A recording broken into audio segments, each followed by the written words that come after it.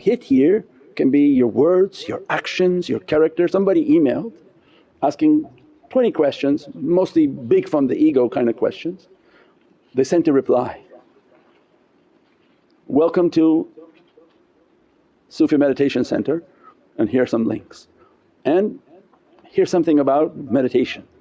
Reply back in capital letters, and when you deal with a shaykh you don't even have to say anything, they feel the energy of what you were typing when you were typing it. What sarcasm you had, what anger you have, what your emotions were. They type something back, "Seriously?"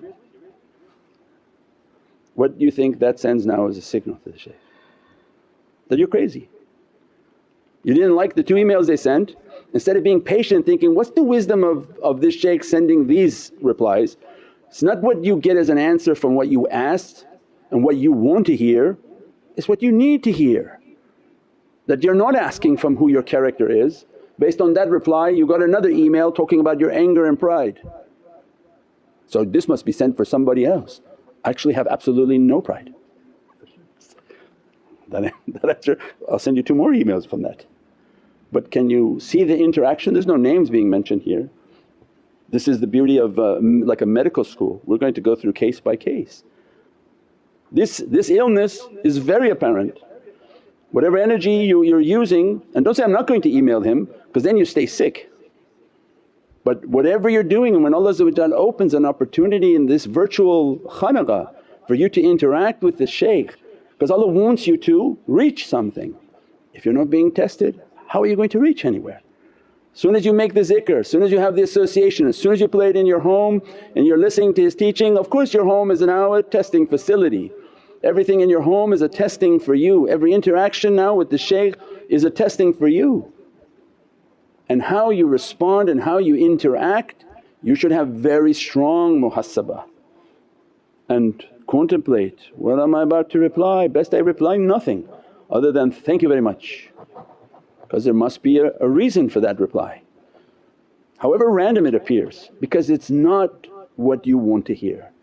This is not a nafsani school, "I want to know the entire secret of the universe, please conduct a subject on this matter." Samina wa ata'na, okay, we're listening to you now. Really? It's not going to happen like that. You reply whatever you want, you write whatever you want, you're going to get the reply that they want you to hear. This ship is on a course.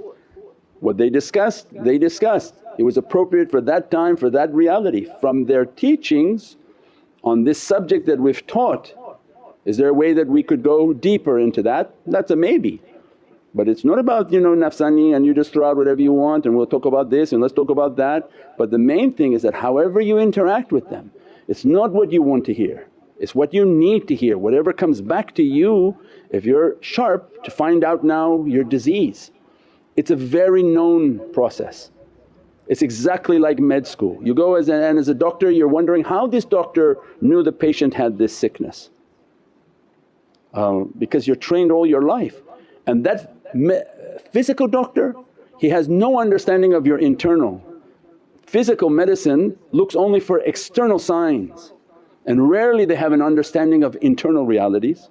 But spiritual medicine, they have an understanding of your internal signs and they see what's being exhibited on the outside. So it means then you'll be tested in this way.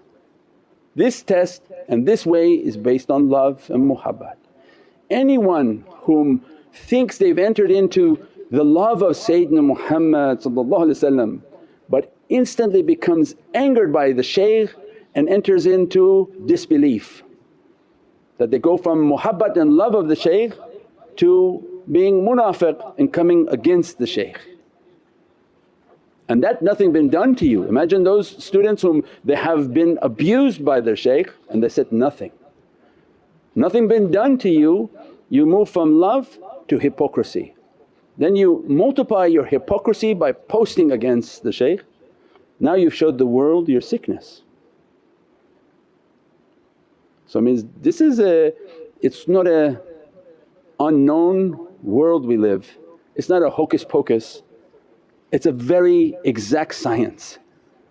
They know what muhabbat is, everyone knows what love is. They know that when you're going to be tested, and we even gave the examples of nafs al-lawama right above shawarma. Lawama, the devil plays with you, injects into you from his character, begin to inspire within you that you are a bigger knower than him. If you were the shaykh, your character would be better than him. Let me have an opportunity to show myself so that I can go out and teach and show how I'm better than him.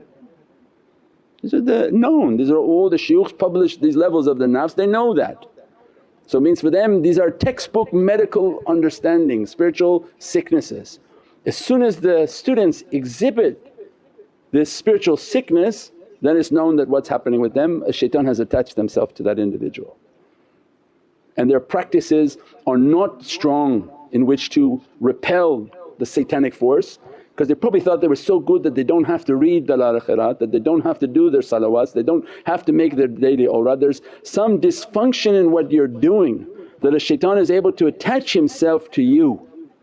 And as a result of attaching himself to you, he is now beginning to teach you, and to teach you against your shaykh. That's not from Sayyidina Muhammad. We're taking it direct understanding that if you've even been abused by the shaykh, your direct connection with Sayyidina Muhammad would tell you, which has told us, keep the best of character and stay quiet. Just you stay quiet and be a good person, focus on your love. Look to the positive of what's been done to you and what good has been given to you, stay good, stay positive. When we know that for 100%, like we know our children, our hands and our existence, that this is the reply from Sayyidina Muhammad, then anyone who exhibits other than that is under satanic force. Where shaitan comes to you and begin to whisper every badness to you, every type of anger to you, every type of ridicule this, because in the end what he wants you to ridicule is the Muhammadan haqqaiqs, the Muhammadan way. So that's why Prophet's order will always be good, be patient, be quiet, so that no dishonour comes to this holy name and to this holy way. If we know that to be 100% true, then of course when they're trained in their spiritual medicine they know when people exhibit bad characteristics. And that why are these bad characteristics coming out? They should be doing their awrad, they should be doing their salawats, they should be refraining from any type of use of drugs or inhalants or anything that coming into you that shaitan is riding through that, contaminate your lungs and contaminate your heart.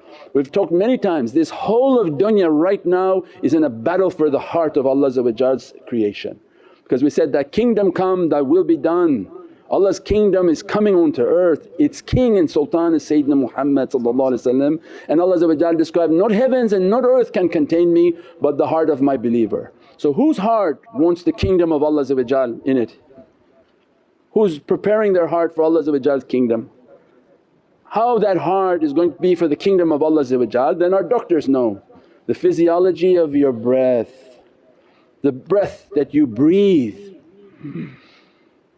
Air comes into your lungs, the quality of that air that come into your lung come to all these little cells and capillaries, that produces the blood that goes where? Into your heart. That heart stamps the blood and now moves to all your organs. So then who's after your heart? Shaitan. What he's coming with? Everything that has to do with respiratory illness. You think it's a coincidence?